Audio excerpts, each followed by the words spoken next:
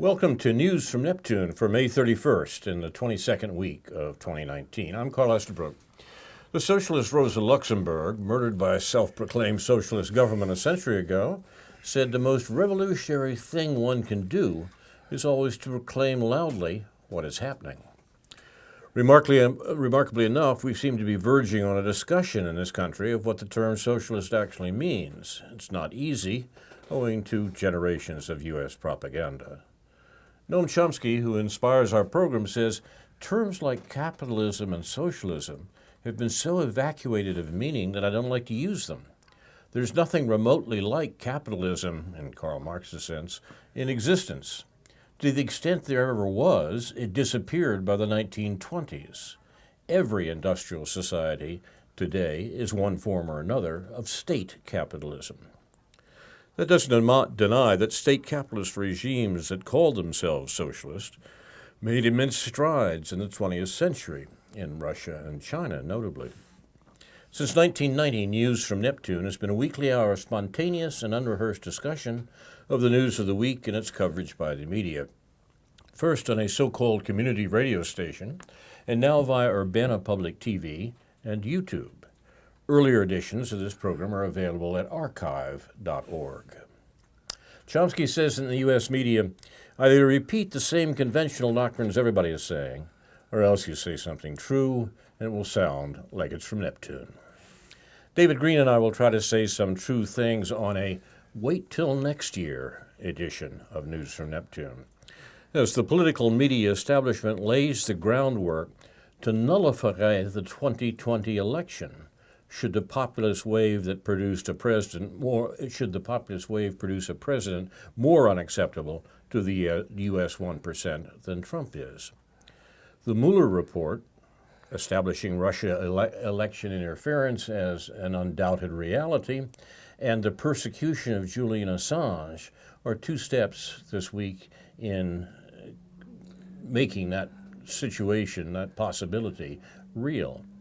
The Assange persecution criminalizes the publication of evidence of government crimes, and the Mueller report suggests that more than it suggests, Russian interference in our election, Russian corruption of our election is an undoubted fact. They're setting the stage for stopping the populist challenge one way or another. They stopped it in Trump's case by convincing, one way or another, Trump to readopt the neoliberal and neoconservative policies that he had attacked during the campaign and that his administration now is following as a Clinton administration would. We can't take the chance again, says the American ruling class, and they've set up various ways to make sure that they don't have to, up to and including nullifying next year's presidential election. An interesting sidelight on this subterranean process came from the putative Democratic nominee for president in 2020, Mr. Biden. New York Times reported this week, I quote, Representative for former Vice President Joseph R. Biden Jr. said in a statement that Mr. Biden agrees with Speaker Pelosi that no one would relish what would certainly be a divisive impeachment process, but that it may be unavoidable if this administration continues on its path. Now, close quote, that's the New York Times. And the last phrase is the important one. Impeachment may be necessary not if it's established that high crimes and misdemeanors have been committed by this president, the basis for impeachment according to the Constitution. Impeachment may be necessary according to the Democratic grandees if the administration continues on its path. That is, if it does not revert to the neoliberal and neoconservative policies that were followed by the previous Democratic administrations. So it's pretty clear what these engines are being prepared for. They're prepared to prevent Trump's doing the sorts of things that he said during the campaign and that he's largely abandoned in office. That's the danger.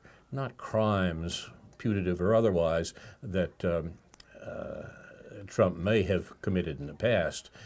It's his departure from the establishment's preferred policies on war and inequality. That's what neoliberalism and neoconservatism produce, and if we have, for some reason, a president who refuses to reproduce those matters, he'll be gone, and that's being arranged as we speak. What's top of your list today, David? Well, I'll get to that, but just one comment about Joe Biden. The New York Times is really pretty blatantly supporting Joe Biden in all kinds of ways, one of which is to gain sympathy for him. Right. They had a front page story in the last day or two about the tragedies that he's unfortunately endured in his life, including the death of his first wife and child in 1972 in an automobile accident, and the death of his son a few years ago. And they're promoting that, maybe a bad word, they're publicizing that as a way of offering the case that he knows how to connect people who are suffering trauma or have suffered tragedy in their lives. So they devoted an entire front page on the web article to these qualities which have, they argue, have made Joe Biden so sympathetic to people in pain, or that make him a sympathetic candidate to people who've suffered tragedy. A lot of work there. I mean, it's really as blatant as that. Yep. It's as blatant as just, we like Joe Biden. How do we get people to empathize with Joe Biden? 6 months ago, most Americans couldn't tell you who Joe Biden was. And now suddenly he's the establishment choice for president, as if the population has spoken as a whole that we want this man to be president. It's nonsense, but it has to be constructed. The view has to be constructed. Its inevitability has to be constructed in ways you suggest. Yeah. Anyway, on to less electoral-related issues and more permanent ruling class issues, which of course is war, how we conduct war, how we conduct militarism, and how we observe militarism, how we propagandize militarism, having suffered through another Memorial Day weekend of that going on, part of which constituted or included a message from our beloved Congressperson, Rodney Davis. Carl, I assume you got the same message. Even though John McCain has died, John McCain lives on in the form of a ship. Good heavens. And that ship has been in the news a lot for various reasons, because apparently they alleged, the silliness of the mainstream media is concerned that Trump wanted to hide the USS John McCain during his trip to, where did he go? Korea or Vietnam? This was in Japan, right? Yeah, Japan. Anyway, but the other aspect of the USS John McCain is that it was contained in this message from Rodney Davis, which remembered the life of a man from this region, Petty Officer Logan Palmer. Davis dedicated the Harristown Post Office as the Logan S. Palmer Post Office. Logan died serving our country when a tanker collided with the USS John McCain in 2017. Davis goes on, the year Logan died, 2017, our nation lost more service members to accidents than we did in combat. That's unacceptable, Davis says. And then he goes on, last Congress, we ended the decade-long cuts that had depleted our military readiness and contributed to the increase of accidents. We can't go back. We owe it to our service members and their families to adequately fund our military. So we have over $700 billion military budget, which for some reason isn't adequate. And in some strange ways, after researching this issue, I would say Rodney Davis is right in a certain way. And the tale that lies in that research goes back to some of the issues we've been talking about for the last 2 or 3 weeks regarding Boeing, airplanes, defense industry versus consumer industry, and the effect that has had on other expenses in our bloated military budget, which I have a couple of articles to refer to here. One is called one which is in Harper's, and the often mentioned Andrew Cochran on this program, called the Military Industrial Virus: How Bloated Defense Budgets Gut Our Armed Forces. He refers to the well-known, I think, late defense analyst from the 1950s and 60s, Seymour Melman, who Chomsky refers to quite a bit, or has referred to quite a bit in his work. Coburn writes, a generation ago, Seymour Melman, a professor of industrial engineering at Columbia, devoted much of his career to analyzing this very subject. He concluded that our defense spending's impact on the broader economy was wholly harmful, a consequence of the bad habits injected into the bloodstream of American manufacturing management by a defense culture indifferent to cost control and productivity. The U.S. machine tool industry, for example, had powered post-war U.S. manufacturing dominance thanks to its cost-effective productivity that in turn allowed high wage rates for workers. But Melman wrote in Andrew Coburn's article, as more and more of its output shifted to defense contracts, the industry's relationship with the Pentagon became an invitation to discard the old tradition of cost minimizing. It was an invitation to avoid all the hard work that is needed to offset cost increases. For now, it was possible to cater to a new client for whom cost and price increase was acceptable, even desirable. In consequence, as Melman detailed, the U.S. machine tool industry gradually ceased to compete effectively with nations such as Germany and Japan, where cost control still reigned supreme. This just, I know you have some comments, and I just want to make one more reference to regarding the research on why the John McCain and one other ship had accidents which cost the lives of our military. That is in February 2019. ProPublica wrote an article called "Years of Warning, Then Death and Disaster: How the U.S. Navy Failed its Sailors." And it shows a photograph. This is the USS John S. McCain being towed after it crashed in the summer of 2017, killing 10 sailors. This is what Rodney Davis is referring to. One sailor had warned superiors it's only a matter of time before a major incident occurs, end quote.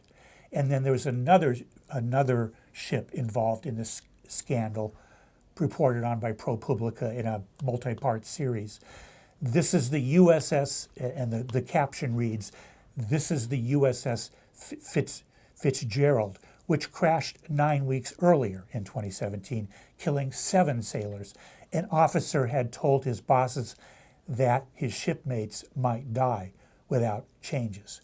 So there's a whole complicated argument here about the relationship. I mean, apart from whether we should have ships in that part of the world at all and why we do, there's a whole complicated argument with how the military defense complex works, how Congress funds that, And I guess the one thing I wanted that when I got this message from Rodney Davis, and he said it's unacceptable that there should be more U.S. military deaths in actions than in war. That's a whole nother kettle of fish there. Right. But the point is, it is acceptable. I mean, I think that's what I would likely say to Rodney Davis. You have made it acceptable. You and 534 other people have made it acceptable that this sort of thing happens in very complicated ways that have to do with war, how the military works, how defense contracts work, and the fact that, yes, the truth in there is that once we send these people over there, there are not enough of them, and they're not enough of them to do the job they've been given. But it certainly should be asked why they're there in the first place. David, we celebrated your birthday briefly on the air last week, and this is this theme that you started with today is, in a sense, a birthday for me. The first political speech I was invited to give as a junior faculty member 50 years ago, God help me, 50 years ago in 1969. The subject was Seymour Melman's recently published Pentagon Capitalism, about the very subject you've been discussing at the moment, and the articles that you refer to from Andrew Cochran are indispensable. We want to know what's going on today and what Seymour Melman was exposing all those years ago. Andrew Cochran is the brother of the late Alexander Cochran, friend of this ground, and is at Harper's the only person, perhaps, in the American media constellation who are talking about these issues at the depth that you suggest is necessary. I think that's right. His books are vital, and the articles that appear too infrequently in Harper's are not to be missed. He is giving an account of what the American military-industrial complex is really like, both in terms of its inner workings and its influence on the American political, on American foreign policy. Extremely important, extremely worthwhile, and very different from the standard account, the sorts of things that Rodney Davis believes, so to speak. So I'm very glad that you brought that up, and my best to absent friends from all those years ago. Yeah. I want to refer again, I referred last week to an article by Marshall Auerbach that was on last week's notes regarding Boeing and that whole business there with their technology. And that, again, if I didn't mention it before, make it clear before, that does relate to the whole problem of how Boeing became a defense industry, as opposed to a consumer or corporate aircraft manufacturer. And so Marshall, just to refer to Marshall Auerbach, he was interviewed on the podcast This Is Hell, for anyone who wants to hear him rather than read him. And what Cochran writes in his article in this Harper's article in relation to the Boeing business, the two recent crashes of the Boeing 737 MAX, which together killed 346 people, were further indications that running civilian programs along defense industry lines may not have been the best course for Boeing. The 737 had been a tried and true money spinner with an impressive safety record since 1967. Several years ago, however, under the auspices of CEO Dennis Muhlenberg, previous overseer of the Future Combat Systems fiasco, and Patrick Shanahan, currently the acting Secretary of Defense, who had headed Boeing's missile defense systems and the Dreamliner program before becoming general manager of Boeing's commercial airplane programs. The airliner was modified in a rush program to compete with the Airbus A320. These modifications, principally larger engines that altered the plane's aerodynamic characteristics rendered it potentially unstable. Without informing customers or pilots, Boeing installed an automated software band-aid that fixed the stability problem, at least when the relative sensors were working, but the sensors were liable to fail with disastrous consequences. Such mishaps are not uncommon in defense programs, such instance being Boeing's V-22 Osprey troop-carrying aircraft, supervised for a period by Shanahan. On and on and on. These things just wrap around each other in so many ways. And interestingly enough,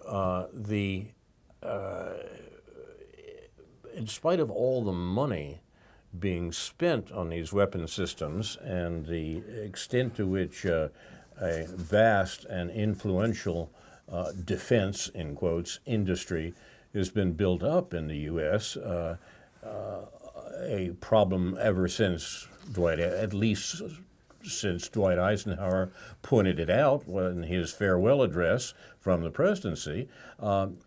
In spite of all of that, it doesn't seem, in fact, to be doing the job it's supposed to. Some people remember the address President Putin gave last spring, in which he said to a Russian audience that the fact of the matter was that the attention the Russian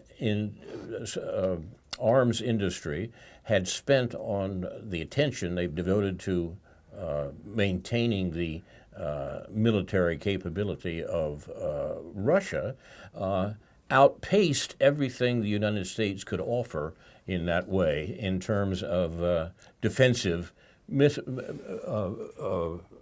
capabilities. The idea was that America was building a full-spectrum dominance system that would be able to attack basically anyone under any circumstances. Putin says all we have to do is defend ourselves against those attacks. We do not have to imitate the attacks because that's not what we're doing. All we're doing is defending Russia, not attacking the rest of the world. The U.S. wants to maintain its dominance for the entire world and therefore has developed systems that are supposed to do that, but they don't do it very well.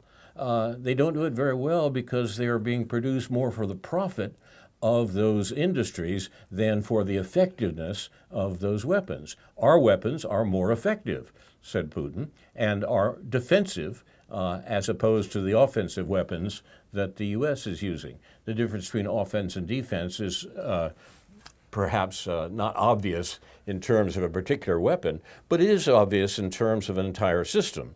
And what he said and what was confirmed by non-establishment media sources was that Russia was ahead in this regard and could stop this massive and expensive offensive system that the U.S. had put together. So they're not even doing the job. They're just making a lot of people rich. Yeah. Not a lot of people, some people rich. And on top of that, if you want a little more color to this is a particularly good week for the old SDS mantra, everything Right. connects. Uh-huh. The death of Thad Cochran, the venerable Mississippi senator, pork barrel, appropriations senator. I mean, that's a complicated business in terms of understanding what he stood for, not just defense spending. But the New York Times obituary said he occasionally made national headlines. After Donald J. Trump became president in 2017, Mr. Cochran recommended a military spending appropriation of $581 billion for fiscal 2018, $15 billion more than Mr. Trump's request, and $65 billion for overseas contingency operations. He also urged action to avert government shutdowns and to provide relief for regions hit by hurricanes and wildfires, blah, blah, blah. There's a whole other tangent that I would like to go off onto sometime about Thad Cochran and all the pork he delivered to Mississippi that consequently remained the poorest state in the nation, and why that is and what that means, maybe in relation to some of the complaints we hear about the Illinois state government and its relation, its taxation policy and relation to the federal government, but that's another whole kettle of fish. You want to get further into this question of the actual military preparedness of the U.S. There are several ways to go about it. The first is to recognize that the election of Barack Obama depended upon his co-option of the anti-war movement. And in office, Obama was a greater military spender than almost all of his predecessors. Obama's first step, the anti-war president, was to establish a $1 trillion, that's with a T, a $1 trillion system of nuclear weapons, making them more usable. This is not only madness, it's criminality of a very high order. But instead, the public relations of the Obama administration were capable of making people think that Obama was a man of peace. Yeah, right. The place to start for an account of American military activities is on this level is Andrew Coburn's book from the last years of the Obama administration called Kill Chain, and about specifically the rise of drone warfare, which expanded mightily in the Obama administration and established a basis for the U.S. Bombing 8 countries in during Obama's administration, and following it up with articles like the one David started with tonight, Andrew Coburn's piece in the current Harper's. There's much more to be said about this. You want to go on with that? Should we shift gears? Well, yeah, I mean, just one more thing, just to lay it on maybe too thick. I think actually our researcher had gotten me on to an article from September 2017 in the New York Times concerning the Pentagon, the $700 billion Pentagon bill. And it strangely says this, and this was when John McCain was still living. In a rare bipartisanship on Capitol Hill, the Senate passed a $700 billion defense policy bill on Monday, that would have been in September of 2017, that sets forth a muscular vision of America as a global power with a Pentagon budget that far exceeds what President Trump has asked for. Senators voted 89 to 9 to approve the measure known as the National Defense Authorization Act. The House had already adopted a similar version. The vote marked the 56th consecutive year that Congress has passed the defense policy bill, a point of personal pride for Senator John McCain, the Arizona Republican who chairs the Senate Armed Services Committee and who has spent the past week shepherding the bill on the Senate floor as he battles brain cancer. In arguing for the increased funding, Mr. McCain cited a string of deadly accidents, including, of course, the one that bore the ship that bore his name, involving the military, including a collision last month between an oil tanker and the destroyer John S. McCain, named after the senator's father and grandfather. Well, I'm sorry, the ship isn't named after John McCain. It's named after his father. Therein lies another tale. 10 sailors were killed and five others injured. But what's claimed in one of these articles is that the Obama Congress had actually cut back defense spending. Well, and I'm a little skeptical of what that actually meant in practice. Quite right. Yes. You're watching News from Neptune. I wanted to shift gears here to a theme that has been put forward by our researcher, Jeff Nicholson, and a account of some labor issues that are emerging strangely in various ways these days, specifically around the initial public offerings for Uber and Lyft.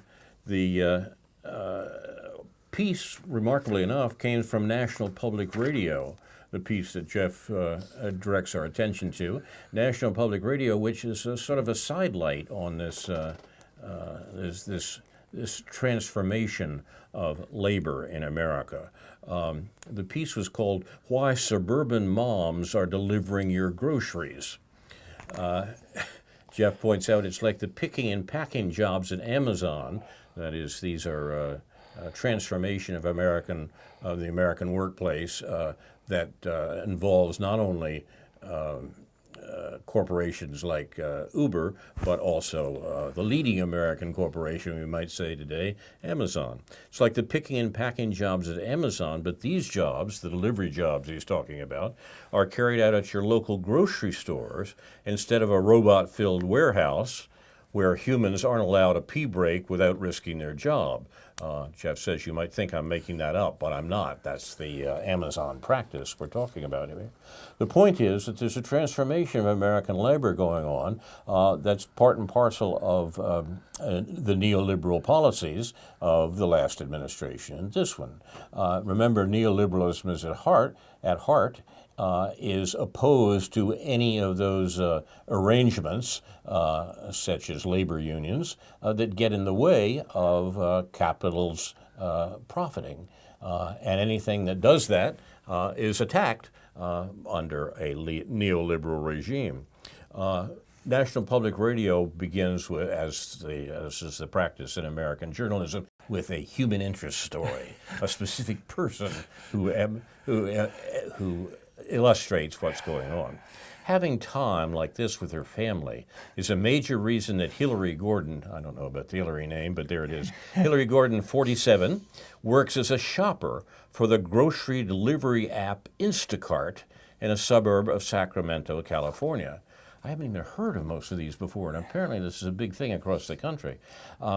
Quote, "I find it fun. It gives me something to do. I'm not out spending money, and I love the flexibility," she says. Happy workers, working.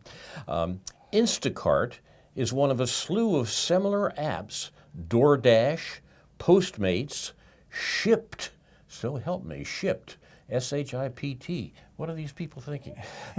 Paying tens of thousands of workers like Gordon. Making money is what they're thinking. Well, exactly. But, I mean, to admit up front that what they're doing is Shipt, that's a lot. Paying tens of thousands of workers like Hillary Gordon to deliver packages, food, or groceries to strangers. Similar to those who drive for rideshare apps, Uber and Lyft, delivery workers can choose when to work, but they don't have to invite strangers into their cars. This draws women, often in their 40s and 50s, this upbeat account, of course, is NPR, who now make up more than half the contractors working for major food delivery apps. Instacart told NPR that more than 50% of people who shop for the app are women. DoorDash said women make up more than 50% of its dashers. And dancers and prancers and vixens, I don't know, in rural and suburban areas and more than 60% in urban areas. Target's Shipt. Now I begin to understand why it's called Shipt. It's Target. Yeah. Target's Shipt declined to share this statistic. Postmates said an April survey of its workers showed 48% were female and 38% had a child at home. Gordon and a half dozen other women shared with NPR details of working for delivery apps, which painted a picture of the epitome of gig work.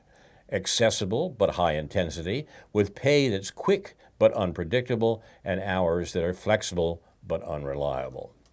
The story goes on with this upbeat account of the gig economy here in the case of deliveries for everything from grocery stores to department stores. You may have noticed that the grocery stores and department stores you've been in recently are surprisingly empty in spite of the so-called blooming economy that the administration talks about. One of the reasons is that the increasing division between the haves and have-nots in American life means that the haves can get the have-nots to do their shopping for them, just as they can get them to drive them to where they want to go. I mean, it's a great system if you happen to be on the right side of it. The task is to convince the people who are on the other side of it, the drivers for Lyft, Uber, and Shipped, that what they're doing is not just shipped, but also something worthwhile. It's a remarkable situation. It seems the future is filled with such independent contractors. Now, see, these are employees, these are independent contractors, meaning workers who are just like employees, except firms don't need to pay them as much money. Firms don't cover any kind of benefits, and the workers are always effectively in competition with each other to push down the cost of labor for their firm. This is neoliberalism. It's neoliberalism, and it's working quite remarkably. I'll put a link to this NPR account, in one sense, of this arrangement on the Facebook page for News from Neptune. An amazing situation. The gig economy is more important than we might think. You might say that people that used to be called soccer moms are now up Shipped Creek. They came up with the name. I mean, but still, they're using their time well because they can drop their kids off at soccer practice, run a few errands for other people, and then come back and pick them up without having to be bored by soccer practice. At the same time, there's other information this week about the situation of Americans and labor. Millions of senior citizens, according to this survey, can't afford food, and they're not all living in poverty. Why? Student loan debt, you may be astonished to find out how long student loan debt holds on, the high cost of health care, housing, utilities, and transportation. This is producing a crisis for people who are not really below the artificially established poverty level, but are so strapped that they literally can't afford food. An alarming 1 in 12 seniors age 60 and older, young people. This is on the heels of articles about college students who don't get enough food exactly, either. Right. Yeah. But even people, that we, younger than we, that we don't think of as younger, an alarming 1 in 12 seniors age 60 and older, 55.5 million, or 8% of the senior population, didn't have enough food last year, in 2017, the latest year for which data was available, according to a new study by Feeding America, a nonprofit organization that operates more than 200 food banks. Economic constraints lead some seniors to eat less or skip meals, an epidemic that will negatively affect more than 8 million food-insecure seniors in the U.S. by 2015, according to the State of Senior Hunger in America. Now, I may be peculiarly interested in the state of senior hunger in America, but the fact of the matter is that this is an aspect of the growing poverty in America that we don't much talk about. It's part and parcel, as I say, of the concentration of wealth and the immiseration of the majority of the American population. An immiseration, I mean getting poorer, of a majority of the American population that has indeed important political effects. People are not fools. They know what's happening to them in spite of what NPR and mainstream media tell them about how things are getting better and how the economy is improving. The economy may be improving, but people know what's happening to them, and these old people who know that they're not getting enough to eat know why. And this is the basis of the populist upsurge that the American political establishment is also aware of and is making plans to suppress one way or another. Things are not looking up.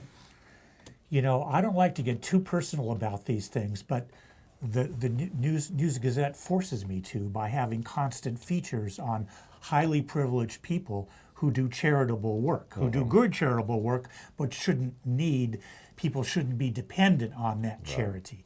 The recent article has, and then they get awards every so often for these people who are doing the charitable work. One of which is the the well-known local couple, Ed Charlau and Carol Charlau, who the latter of which heads the United Way fundraising drive or something.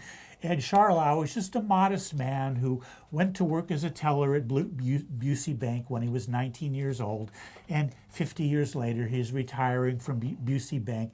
And every year, up until last year, he gave a yearly report on the economy of Champaign County and telling everybody how well it was doing and how well Ed Charlau is doing. And this is the kind of thing you get, the kind of adoration of not just these people but the system represented by these people is enough to make you be careful about not wanting to read the paper right after breakfast. But I do anyway. It destroys the rest of the day. Huh? Yeah. To shift gears again, we have some war news that takes us back to the foreign policy and war accounts that we are now getting from mainstream media. President Trump has declared an emergency, another one, to get $8.1 billion of weapons to Saudi Arabia over congressional objections. See, we keep saying, write your congressperson and so forth. It's true, but even when there are objections from Congress, which are rare, the result is the war policy of the United States continuing, even under a president who campaigned as an anti-interventionist. He declares an emergency to get $8.1 billion of weapons to Saudi Arabia over congressional objections, and the liberal opposition, represented in this case by Senator Elizabeth Warren, who's running for U.S. president, tries to play both sides. Senator Warren continues to get favorable press from corporate outlets, pitching her as a progressive choice for the Democratic Party, progressive in inverted commas. Consider CNN's coverage of her stump speech, which tells us that she thinks it's a very good idea to keep private insurance companies involved in health care delivery, which is what Obamacare, originally Romney Care, of course, does, and what keeps the HMOs in charge, or that she pushes for reparations when that appears to solve no real economic problems, but offer another chance to push identity politics over class-based economic critique. The Trump administration on Friday notified Congress it plans to sell $8 billion worth of weapons to Saudi Arabia, Jordan, and the United Arab Emirates, that's Friday a week ago, without congressional approval, a move that's incensed members from both parties who have... The Freudian slips is actually pretty good. Yeah, Talk that's about a good it one. being incestuous. Yeah. Absolutely right. A move that has incensed members from both parties who have sought to cut off military aid for the Saudi-led coalition fighting Iranian-backed rebels in Yemen. The decision covers 22 pending transfers of munitions, aircraft parts, and other supplies, quote, to deter Iranian aggression and build partner self-defense capacity, Secretary of State Mike Pompeo said in a statement. These sales will support our allies, enhance Middle East stability, and help these nations to deter and defend themselves from the Islamic Republic of Iran, close quote. What in fact it will do is kill civilians, many more, and children, and many more, in Yemen, where the U.S. has been sponsoring the Saudi war campaign that approaches genocidal proportions. Normally, such sales are subject to congressional approval, but Trump is using a loophole in the Arms Export Control Act that allows him to bypass the process in case of emergency. The move is similar to Trump's declaration of a border emergency this year, which allowed him to divert military funds to pay for border barriers. Now, we look at this and we say, well, why doesn't Congress stop what Trump is doing? The answer is because they support it. And the shocking situation, shocking to the rest of the world, but unknown to most Americans, continues. Yeah. I guess maybe we should mention, at least in passing, the turmoil that exists in various governments at the current time. One is the UK over the whole Brexit issue and the resignation of Prime Minister Theresa May. Another is the inability of Benjamin Netanyahu to form a government in Israel subsequent to his recent putatively triumphant election. And it just goes to show you, I mean, just one perhaps superficial comment is that many of those of us on the left would wish for a parliamentary system, a multi-party parliamentary system, like Israel has, which parties form out of nowhere, and then they come and go in this kind of strange way. But it's this very flexible system. But of course, it's really not, because of the nature of what the society, of what the Israeli society is. And now it's just stuck. It doesn't have a whole lot to do with the Palestinian people. It has to do with arguments, disagreements, divisions among the Israeli people regarding religion, military service, and issues like that. I just have to laugh. I mean, it's not a funny thing overall, obviously, with the Palestinian situation, but here's this Jewish state. Like we're all supposed to be Jews. What does it even mean? That I'm supposed to identify, not as you know I don't, but you're supposed to identify with this Jewish state as a Jew in this country, and the consequence really of this is that nobody really talks about Israel anymore. No one in the Jewish community, in this sort of liberal, secular, reform, religious, Jewish community really talks about it anymore. Speakers never come here anymore to tell us this and that. It's off the table. But half of the residents of Israel aren't Jewish, right? You mean if you count the occupied Exactly. territories? Sure. Right. Exactly. Exactly. Half of the people governed by, under the control. And so when we say things must be looking up because there'll be an election in Israel, and the new prime minister in Britain, why things must be getting better, right? Doesn't necessarily follow, right? Yeah. You could one reference would be a person I often mention on this program, Leo Panich, was interviewed on the Real News Network in the last day or so, and his comments about Brexit, I think, are always relevant. And also an article by Kenneth Surin, S-U-R-I-N, who writes regularly on Counterpunch.